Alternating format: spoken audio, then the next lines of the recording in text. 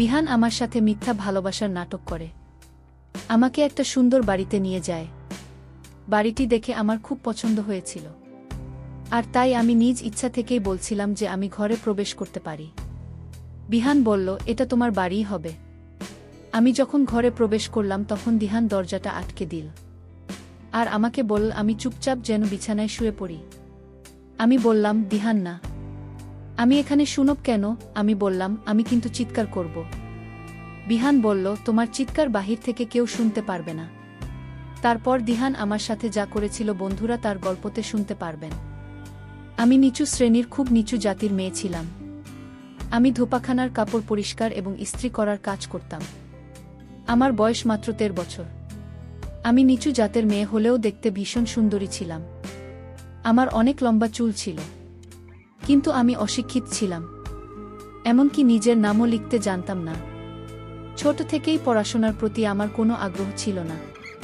যেহেতু আমরা নিচু জাতির মেয়ে ছিলাম, তাই পেটের ভাত জোগাড় করার জন্য বাবা মা ছোট থেকেই কাজে লাগিয়ে দেয়। আমার বাবা মাও ধোপাখানার কাজ করত, এবং বাবা মায়ের সঙ্গে আমিও আমার আরও 2 বোন কাজ করতাম। কিন্তু বড় হওয়ার সঙ্গে আমি নিজের গ্রাম ছেড়ে প্রায় 50 কিলোমিটার দূরে বড় শহরে শ্রাবন্তী কাকিমা নামের একজনের অধীনে কাজ করতাম।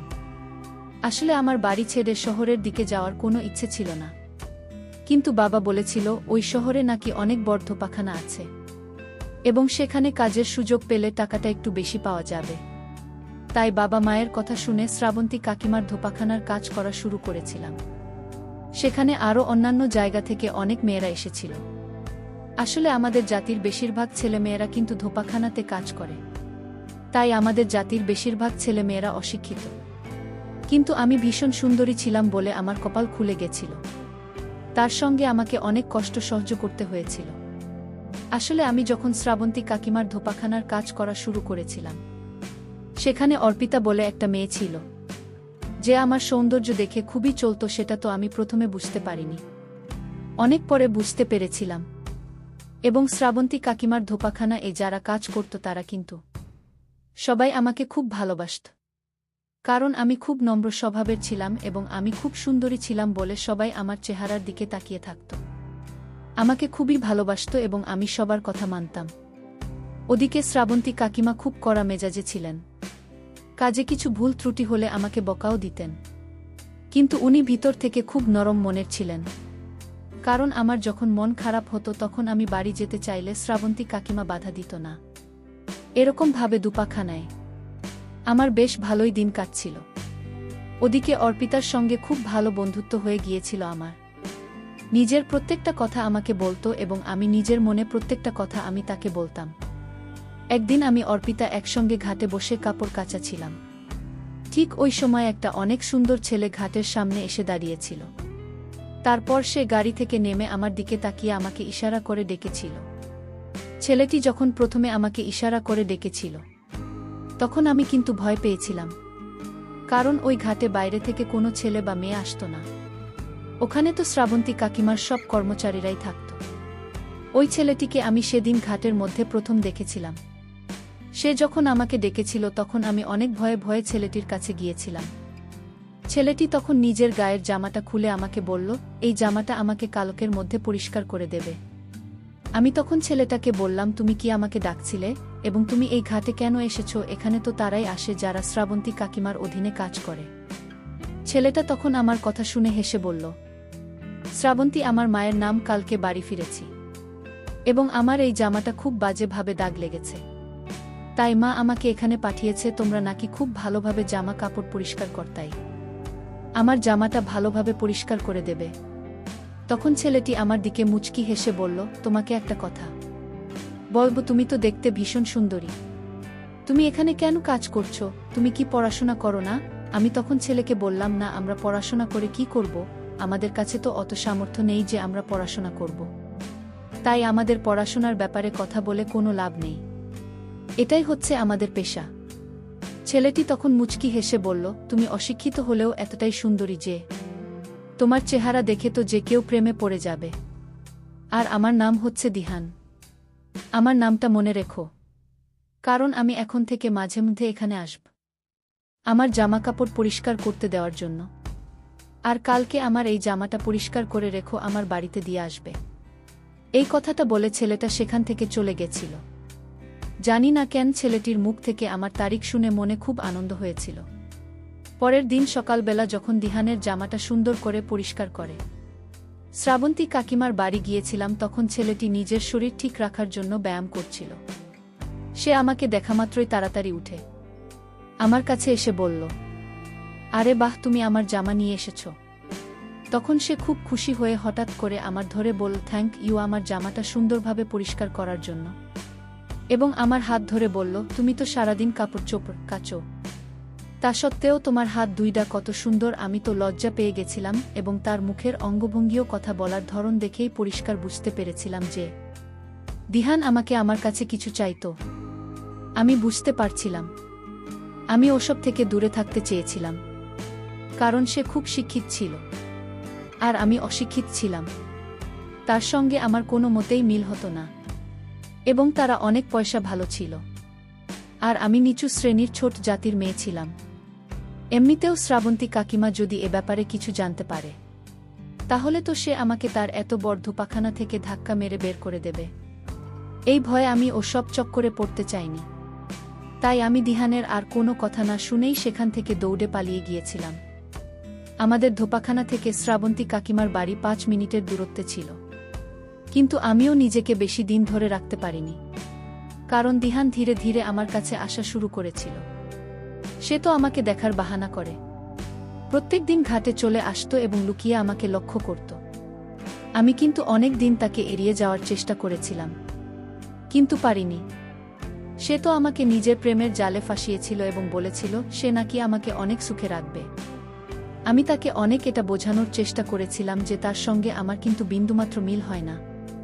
আমি দেখতে সুন্দরী হলেও অশিক্ষিত এবং তার মা কোনো দিন আমাদের দুজনের দেহান্ত আমার কোনো কথা শুনতে রাজি হয়নি।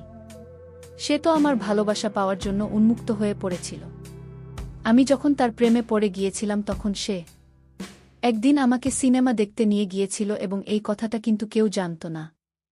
এমনকি আমি তখনও এ ব্যাপারে কিছু বলিনি যে আমি শ্রাবন্তী কাকিমার ছেলেকে প্রেম করি। তখন আমরা দুজন কিন্তু লুকিয়ে দেখা করতাম।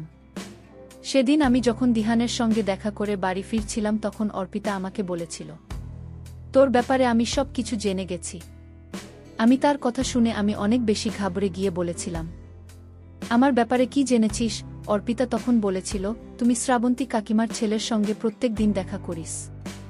অর্পিতা যখন আমারও দিহানের ব্যাপারে সব কিছু জেনে গিয়েছিল তখন আমি বাধ্য হয়ে তাকে সব কিছু সত্যি কথা বলেছিলাম। নিজের মুখে বলেছিলাম। অর্পিতা তখন সবকিছু শোনার পরে অনেক রেগে বলেছিল, তুই যা করছিস অনেক বড় ভুল কাজ করছিস, কারণ তুই একটা অশিক্ষিত নিচু জাতির মেয়ে আর ছেলেটা অনেক শিক্ষিত এবং বলল তাই তোর কাছ থেকে ওর প্রয়োজন মিটিয়ে তোকে ফেলে দেবে। আমাদের এখনও এত ভালো কপাল হয়নি যে আমাদের মতো নিচু জাতির মেয়েকে কোনো ভালো ছেলে পছন্দ করবে। তাই তোকে আগে থেকেই বলে রাখছি, তুই কিন্তু ভুল পথে পা রেখেছিস। তোর বাবা মা তোকে এখানে টাকা ইনকাম করার জন্য পাঠিয়েছে আর তুই তো অনেক বড় বড় স্বপ্ন দেখতে শুরু করেছিস। তোর কি মনে হয় একটা শিক্ষিত বড়লোক সুন্দর ছেলে তোর মতো মূর্খ মেয়ে কেন বিয়ে করবে? ও তো অনেক ভালো মেয়ে পেয়ে যাবে। ও তো তোর সঙ্গে ভালোবাসার নাটক করছে। তোর সঙ্গে ভালোবাসার নাটক করে তোর আসল সম্পদ কেড়ে নিয়ে তারপর তোকে নিজের জীবন থেকে ছুঁড়ে ফেলে দেবে। অর্পিতার সব কথা শোনার পরে আমার খুব কষ্ট হয়েছিল, কারণ অর্পিতা যে কথাগুলো বলেছিলেন সেগুলো যে সত্যি হবে না সেটা তো বলা যায় না। এবং আমি দিহানকে কিন্তু অনেক ভালোবাসতে শুরু করেছিলাম। তার টাকা পয়সা দেখে নয়, আমি তো তাকে মন থেকে এই ভালোবাসতে শুরু করেছিলাম। এবং আমি এটা ভালোভাবে জানতাম যে শ্রাবন্তী কাকিমা আমাদের দুজনের ব্যাপারে জানলে কিন্তু আমাকে সেখান থেকে ধাক্কা মেরে বের করে দেবে।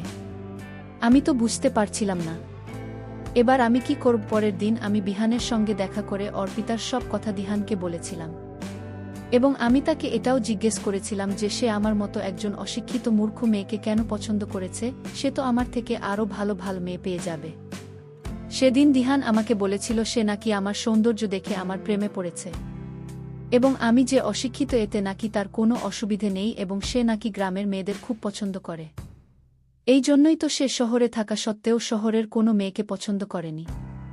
সে নাকি আমার সৌন্দর্য এবং নম্রতা দেখে আমাকে পছন্দ করেছে। তারপর সেদিন রাত্রিবেলা দিহান নিজের বাড়িতে আমাকে ডেকেছিল। শ্রাবন্তী কাকিমা যেহেতু বেশিরভাগ সময় লঞ্চটিতে থাকতেন, উনি সব সময় আমাদের কাজকর্ম দেখাশোনা করতেন।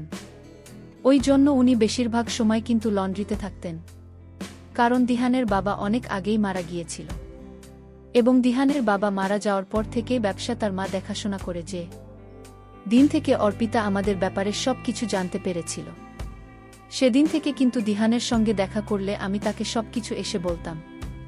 জানি না কেন তখন সে আমাকে একটাই কথা বলতো যে, এসব কথা আমাকে শুনিয়ে কি লাভ হবে, তাই তোর প্রেমের কথা তুই নিজের কাছে রাখ। সেদিন রাত্রিবেলা আমি যখন দিহানের বাড়িতে গিয়েছিলাম, তাদের বাড়ির পেছন দিক দিয়ে দিহানের ঘরে ঢুকেছিলাম। আসলে দিহান আমাকে আগে থেকেই বলে রেখেছিল বাড়ির পিছন দিকের দরজা দিয়ে তার ঘরের ভিতরে আসতে। সেদিন আমি যখন তার ঘরে গিয়েছিলাম তখন সে আমাকে বলল, আজ আমি তোমার কাছে একটা জিনিস চাই দিবে। আমি বললাম, কি জিনিসে বল, আজ রাত তুমি আমার সাথে থাকবে। আমি বললাম, না, এটা হতে পারে না, আমি এসব এখন জানাতে চাই না। আমি যখন দিহানকে এই কথাগুলো বলেছিলাম, বিহান তখন রাগ করে বলল, আমি তোমায় সব দিব, কিন্তু তুমি আমার কথায় রাজি হন। সে কোনোভাবেই আমার কথায় রাজি হচ্ছিল না। বিহান তখন ঘরের দরজা আটকিয়ে দিল। আমি বললাম, দরজা আটকালে কেন? সে বলল, আজ যদি তুমি আমার কথা না রাখ তাহলে কিন্তু তোমার সাথে আমার দেখা হবে না। তখনই আমি বুঝতে পেরেছিলাম সে আমাকে সত্যিকারের ভালোবাসে না, সে আমার কাছে তার নিজের ইচ্ছা পূরণ করতে চায়।